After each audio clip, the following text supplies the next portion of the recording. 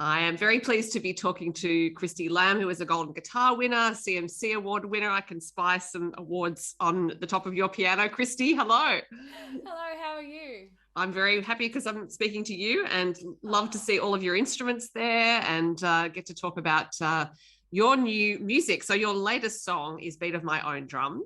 yes, And as with so many of your songs, it's really upbeat and uplifting and a feel good song, and that's definitely. a wonderful thing, like feel good songs. I think we always need. So I'm wondering what the inspiration is behind the song. Well, yeah, it was pretty much that. I think this song was written the day before my birthday, and we're in a lockdown in 2020. So it was a Zoom, right, with my husband, Jonathan English, and a lady over in Nashville called Victoria Banks. Mm-hmm. And it kind of came from a place of, I guess you could say, a little bit frustration Right. of just like not having control over anything anymore. Like our livelihoods are pretty much from playing live music. That was taken away the same year. I couldn't get married. My family weren't coming over from England. All these things, like I had no control over anything. Mm-hmm. And even just the way music was being released and what people wanted to listen to during lockdowns and things like that, everything was changing and it felt out of my control. So then I was trying to write to these parameters, and you're trying to please everybody. And I just got to the point of I'm not really enjoying what I'm doing. I just want to do things my way. And that's when the title Beat of My Own Drum came into my head. Yeah. And yeah, once I had the title, it was pretty easy to write. So I guess it came from an initial place of frustration, but then I kind of looked at it and spun it the other way and went, you know what? I think everything's going to change in the world post lockdowns and things like that, and everyone's going to be adapting to new ways of doing things. And Mm-hmm. I don't want to be the same as everybody else as an artist, so let's do things my way. And a song came out of that idea. Love it. And yes, for performing artists, there's been uncertainty for everyone, obviously, but for someone like you who normally plays so many shows, like you've been on tour with Lee Kernaghan and the Wolf Brothers, you've had your own shows. That rolling uncertainty, I guess, and the in and out nature of what has been going on, particularly if you live in one of the eastern seaboard states in Australia. Yeah. How have you maintained your energy, I guess, and perhaps maintained your enthusiasm for what you do? I mean, I know you've been a musician your entire life, but still, like, Yeah. is there a case of losing faith almost with what's going on?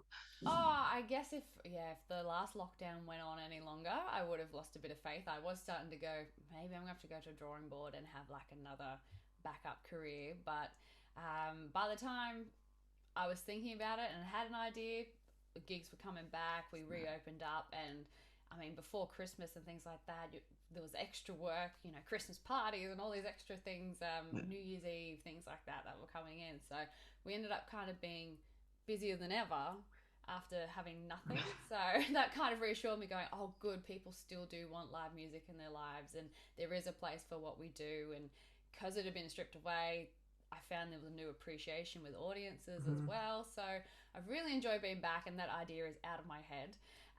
But I guess, yeah, it's all I've ever known. And obviously, my husband's a musician as well, and it's the Yeah. same for him. He's grown up around it with his dad and things like that as well. So it's all we've known. So if one of us was a bit down, the other one was there. Luckily, we didn't have downs at the same time. We could pick each other up, so that worked out really well. And I think, just as you said, all that live music coming back, have been so few opportunities for joy, and Mm-hmm. live music is so joyous. I mean, unless it's a very somber occasion, but generally Yeah. speaking, the musicians are happy to be there, the audience is happy to be there. So it's I hope you felt that with your audiences, that they're really happy to see you. Yeah, definitely. I mean, we were one of those, COVID brides, as they, say. And I've been playing a few people's weddings recently, just one this week. And yeah, the appreciation from everybody there, and the amount of comments we got. And it made me feel really good. Like, I'd made a difference to someone's day and someone's life and that kind of a thing. So yeah, I've definitely been feeling that a lot, which is really good. I was not stalking your Instagram, but looking at your Instagram, and I did see the occasional photo of you having played at a wedding, and it's a Yeah. part of the music industry or music business, I guess, that some people may not consider, that there is music at a wedding, and you can actually go to some of your favorite artists and see if they'll play at your wedding. So it must be a lovely gig to have. Yeah, it really is. I mean, I think we were the hardest to book a band ourselves for our own wedding Right, yeah. because because we had so many guests coming, we were going to have the Wolfies and Lee until interstate borders were shut and things like that. And they were all going to jump up and sing and have a big jam sesh. And we're so used to being around musicians. We went, no, actually, we want to have the night off with you, you know, like just be a guest. So then we went, oh, who are we going to book? And like, that's such an important role. And we ended up finding someone who was great, the Platinums as a band. So if anyone's looking for a wedding band, they're great as well. But yeah, it definitely makes such a difference to the atmosphere of the day, and a new appreciation. It really does lift someone's day, you know, having that special song. The best thing about live music I've found is you can have the song played for you to walk down the aisle to, but we did a wedding just recently, and they had little page boys and little flower girls, and the little page boy got a bit of stage fright and kind of cried in the aisle, and Jonathan and I looked at each other going, we're going to have to, you know, play this song out a little bit. The bride wasn't ready. Like, we had to still get everybody else down the aisle, and we could do that because we were live. We were able to adapt, and she knew that the song was coming to an end and appreciated the fact that we still made it work for her to make it down the aisle and stuff too. So definitely pluses of having live music at a wedding. Yes, but I'm thinking of the band who played at your wedding. That would have been a high pressure gig for them once they looked out and saw who was attending. Yeah, definitely. I remember when we asked Joe to sing, he was like, "Oh, who's going to be there?" I was like, "Oh yeah, you know, I've got my record label there, and Lee and Wolves," and they were like, "Oh yeah, okay, no pressure." So... Not to mention the bride and groom and their experience. Yeah, well, they knew us, so you know, they knew we had given him our vote of confidence anyway. But yes, there was still some other people there. But you know, weddings, everyone's merry, everyone's having a drink. It's not too much pressure. That's true.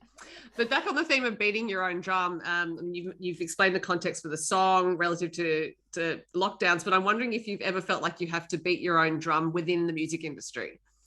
Oh, definitely. I mean, I don't think I fit the typical box. If anyone goes, oh, she's a country singer, then listens to my stuff, I think they'd have a little bit of a surprise going, is that what country is? You know, if they're not used to that genre and know that it's gone quite country pop these days anyway. But yeah, I definitely don't fit the traditional, you know, wear a hat, bluegrass kind of music, you know. I'm definitely more on that contemporary edge. I've worked, you know, with Jonathan's dad, John English, and we've done rock and roll tours, I've done country tours, listened to pop growing up as a kid, as most kids do. And you know, you take those elements and you become your own artist, which is a great thing. But at the same time, if you don't fit a box, people like to put you in boxes, and it does get a little bit hard. So you have to kind of go, no, there is a place for this, and you know, push yourself and back your own music as well. You know, people will go, no, that's too pop for country radio. Then you ask some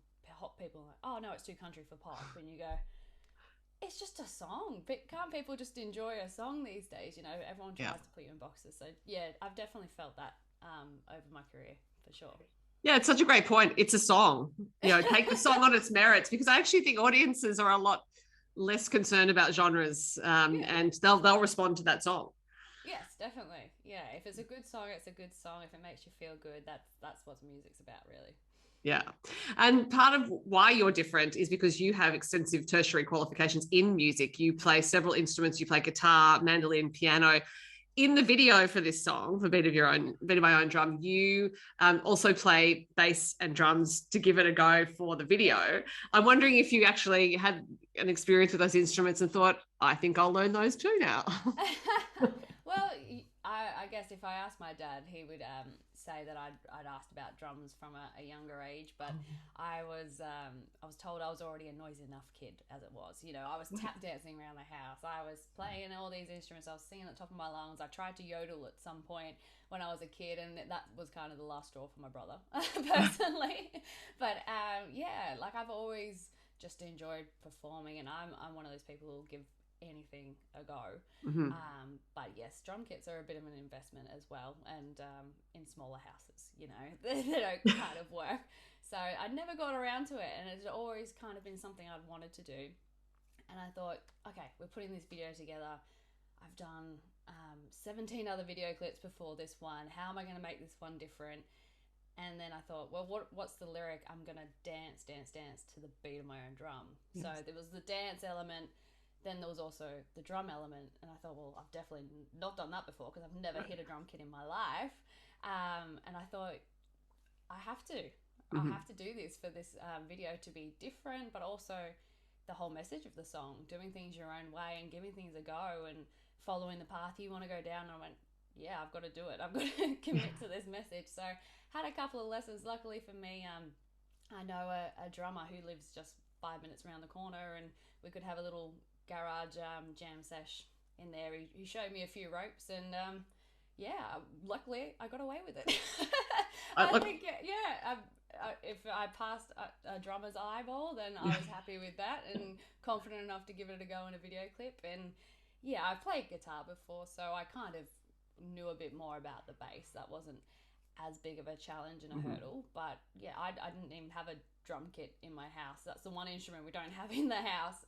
So I was having drumsticks and hitting carpet, and that was my way of practicing what I'd learnt over at his place. So yeah, there was some challenges around it, but I think it's worth it. You know, I know I really enjoyed the experience, and if I had the space, I would have drum kits, and I don't know how many guitars we've already got. We've probably already got about 12 in here, right. But you know, and we've got a banjo, we've got mandolins, we've got everything apart from the drum kit. Well, there is still time, obviously. There is still time, yes. Never say never. Yeah, that's right. And talking about piano, which is over your shoulder, do you like to compose on the piano, or do you prefer the guitar? I think for me, when I'm writing songs, I'm very much a visual person, so I generally walk in with either a storyline or a concept or the title of a song, and we bounce that around with other writers. And generally there's not pianos in rooms, right. When you go and write with other people, so they have a guitar, or Jonathan's got the guitar, and if anyone's seen Jonathan play, he's a very good guitarist, so I just let him have the guitar, and I'll work on melodies and be the one scribbling away on lyrics and stuff too. So I do a little bit if I'm at home by myself. I'll go to the piano, but it's generally not in a lot of writers' rooms. There's just guitars around, so it's generally written on a guitar first. Yeah. So does that mean the piano can be more of a fun instrument for you? You can just you can play on it pieces that are just for you. Yeah, it's a bit more novelty, and it's one of those things that you go, you know, if I'm only going to do it for 2 songs in my set, is it really worth taking it to a gig? Unless you've got, you know, playing for Lee Kernaghan, and he's got quite a few songs of his that I play on the piano for him, or then I could play those songs that I don't get to play as often myself on the piano, and there's a big tour crew who can lug it on for you, and I don't have to use the muscles and do it myself. So yeah, it is a considerable instrument to move around. And so you had so you wrote a bit of My Own Drum on Zoom, and that's a sort of pandemic related skill set, I think, that some artists have had to develop. Another skill that you had to develop was recording at home. So your producer Stuart sent you the recording equipment at home, and I imagine that was like a quick education in the software and all the things that a producer would normally do for you. Yeah, definitely. Like everything I'd ever done was in a studio before, so whether it was actually recording a full album with other musicians in the room and we could bounce around ideas, or even just doing a demo, I just kind of went, you know what, technology's not really my thing, I'll just go to someone else and they can do it for me. That's always the way I've done it. And then, you know, everything's pulled out from under you with COVID and lockdowns and things like that. So yes, anyone who's even business related and done a Zoom meeting, you'll know that there's sometimes a bit of a lag, and you can't therefore sing or play in time with people. So I've tend to stick with writers I've already written with before in person when I'm doing Zoom writes, because at least we've got a bit of a relationship and it's not so stilted and hard to break that third wall, as they say. And then the recording side, I was ready to fly up. Second lockdown happened. So I got sent the equipment that I needed. I was very nervous about it, going, are you sure we're going to get like a studio quality sound in this little room that I'm in right now? This is where it was recorded. And we had a few challenges. This lovely piano behind me is also quite reflective of sound sometimes. So we had to go to Bunnings and we bought some PVC piping, and some moving blankets, and ended up making our own little custom vocal booth that we can put up and take down to just dampen the sound around the microphone to get that better quality. So we've came across that hurdle when we were recording.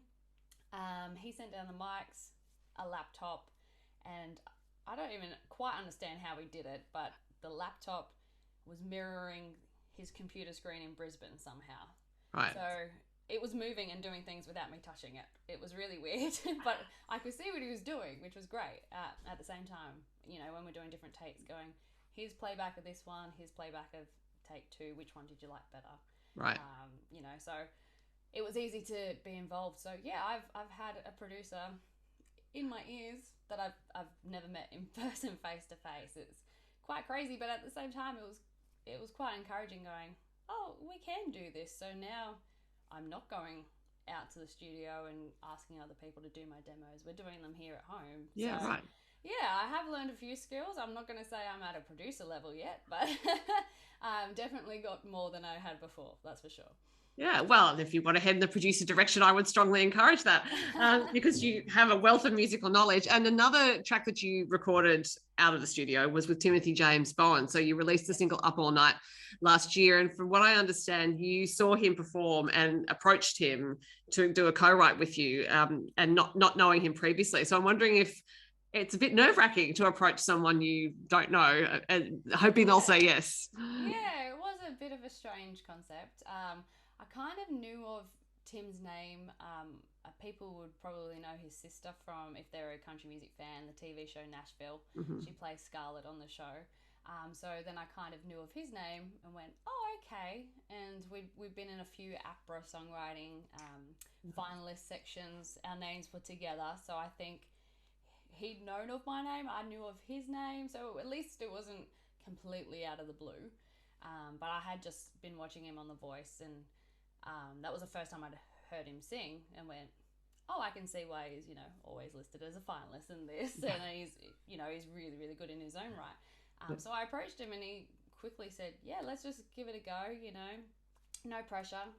It wasn't going to be on the album. I thought I already had all the songs that I wanted to be on the next album. So in a way, I'm glad that I had that headspace rather than going, really need a song and it's got to be this song, I've got one shot to get this right. So that pressure was gone, so therefore we were able to write something quite fluid. Came out quite easily because that pressure was taken away. And yeah, I, just as we normally do, wrote the song, finished at the end of the day, did a little voice memo on the iPhone, and I sent it to my producer because this was when I was recording the previous single, Kiss About It, just getting his opinion on it. And he went, I think we're going to have to make room for this track on the album. We're going to have to, add an extra week onto the recording schedule. And I was like, oh, okay, cool. So he really saw the potential in it. And I'm glad we did. Tim was in this very room too, in that same vocal booth that is not put up at the moment. So you didn't have to boot another song from your forthcoming album, we should say. You could add it on as an extra. Yeah, which was a nice thing to have because, each song on the album is to fill its own little role. I was being quite selective and restrictive of the songs anyway. So it was nice to just go, yeah, we still got space for one more without having to cut something else. So having done Zoom writing collaborations, you said you tended to do those with people and then you approached him separately, and obviously you could do some in-person work with him. Is it changing how you think about songwriting in the future, that you might actually approach people you don't know now who might be in Nashville, for example, to do Zoom writing, and perhaps that's going on all over the industry? I don't know. Yeah, a little bit in a way, and I think a lot of it is, word of mouth and things like that. So if I write with someone like Victoria, who, we've had some good success with already, she might go, oh yeah, I've written with her, I really enjoy it, and, things spread that way as well. Before you even approach someone, they might have heard your name been dropped from somewhere else. So yeah, there's a little bit of that and a little bit of approaching other people, but it is obviously a lot harder with the time zones. So you've got to have people willing to work in weird hours. So again, the Nashville ones is kind of like, it's obviously easier if they know you and go, yeah, okay, I'm willing to, start a writing session at 6 o'clock at night when I should be putting my kids to bed, or those Right. kind of things, and Yeah. having dinner and going through till 9 or 10 o'clock at night. So it is easier when you know someone, but yeah, a little bit of putting yourself out on a limb never Yeah. hurt anybody. You never know what comes of it, just like the duet, like you said. So Yeah. So looking at your tour schedule for this year, you already have some dates booked through to December. I was looking at thinking, wow, is it, I imagine that you will be putting more in because you do have an album coming. And so there will be a tour around that. You may end up on someone else's tour because that's happened in the past as well. As you said, you play with Lee. But I'm wondering if it's weird knowing that what you're going to be doing in December, or are you used to it? Like you're used to having everything planned so far ahead? yeah, I'm kind of used to it in a way. I mean, my friend's got her 30th birthday coming up next month, and she's like, "Oh, I'm sure you can't make it," and these things happen. Because I always try and ask for as much notice as I can if it's a wedding or a big important event kind of thing, so I can clear it and make sure I'm not booked. But yeah, no, that one's gonna work out anyway, so that's lucky. But yeah, I'm used to booking so far in advance. Right now, I'm probably trying to book out the last few dates up till the end of September. So you're kind of working half a year in advance, and yes, things change, and you can't predict what's going to happen, which is the big lesson of the last couple of years is I've always been so scheduled and planned, and I'm a little bit more relaxed about that now, going, you know what, things happen, things are out of my control, but yeah, you just move them around. People have been more understanding now than ever, I think, that things like that happen. So yeah, some of the December dates that were meant to be January this year, things like that, and just couldn't happen. So we're getting there, and we're definitely just trying to lock in that album date at the moment. When's the gap to release this album, and we can do some specific album launch shows around that date. So looking at the diary, going, when's there's a gap to do this? So I will let you know when that's confirmed. Great. I'm looking forward to that album. But also, you talking about planning so far ahead explains why tours can't just be rearranged easily. So, for anyone who might be waiting on an artist to rebook a show that was cancelled due to lockdown, it's not that easy to actually slot into venues at short notice. There are a lot of other people trying to rebook their tours at the same time. So, yeah, people can be patient, hopefully. Yes, people have been pretty good so far, and yeah, I mean, you have the dates so that they line up logistically, on the road, so that they drive and make logical sense for everyone in the crew. And yeah, one of those venues might be, yeah, I can rebook that weekend, but then the other two couldn't, and it's like, well, is it worth doing that one, or do we push them all back? So yeah, there's a lot to consider, and yeah, there's a lot of tours that have been moved as well, so everyone's trying to get similar dates to each other. So it's definitely a hard business at the moment, rescheduling, as my manager would definitely attest to that. But yeah, we'll see. I think we're at the end of that. By the end of this year, everyone's tours would have been re-caught up on, and next year's fresh for everybody. So there won't be as much everyone trying to get the same dates as each other. Now, a show that was meant to happen in January was you and Hayley Jensen at the Tamworth Country Music Festival. So I'm hoping you have rescheduled that for the April Festival. Yes, we have. We're still the same day and same time. So Thursday at 4 o'clock, which is great that we were able to just transfer it over. At first, you kind of panic as an artist going, oh, are people sick of buying a ticket, getting refunded, having to rebuy it again? Are they going to, or because it was cancelled quite last minute, have people already used up their time off and their holidays? And so all these doubts creep into our head as artists. So when people do book a ticket, it's reassuring for us. So yes, if you can book in advance, we really do appreciate it, so that we know that things are looking good and positive on that front. That there will be people there. But then I kind of thought, you know what, I'm really excited that it's in April, and I'm not going to sweat my makeup off for the first time. So there's pros and cons. I think everyone's looking forward to the weather change for sure. Yeah. And it is a bit of a shorter festival, so that you don't have to have as much time off as the usual festival. So hopefully people can still come out and support the festival. It's big 50 years as well, so it's been a bit of a one that's been in the works for quite a while. I know with Golden Guitars, there's a few special performances and celebrations that are happening on that night and stuff as well for artists to be involved in. And yeah, it will be one to remember. So I mean, it already is. It's been moved. Yes. Postponed to April, so that's a first. Yeah. But yeah, it'll be great for anyone who can come. Please do come. Yes, because yes, I think having it in cooler weather, some people who have been put off in the past by the heat, give it a try. You may find that you're willing to put up with the heat to come back next year. Definitely. Well, Chrissy, people can go to your website for dates for your shows, including the Tamworth show, and links for tickets. And meanwhile, we look forward to your album coming. Thank you so much for speaking to me. Thank you. No